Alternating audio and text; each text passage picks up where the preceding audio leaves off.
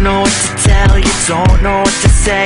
I knew that it was wrong, but I did it anyway. I should've blown her off, cause it didn't seem right when she sent me a text last Saturday night. She said, ooh, I can't get enough, and ooh, I think I'm in love, and ooh, you might be the one, and ooh, I'm sorry I stole your girlfriend. I'm sorry I stole your girlfriend.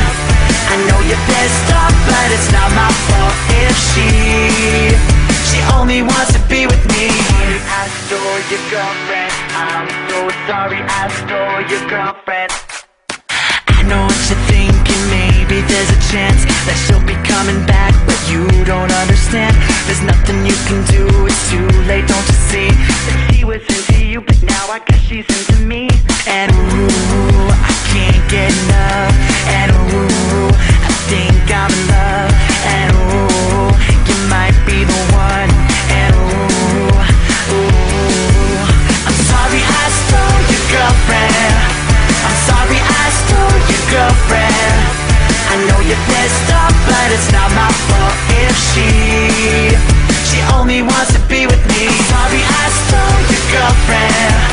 I'm sorry I stole your girlfriend.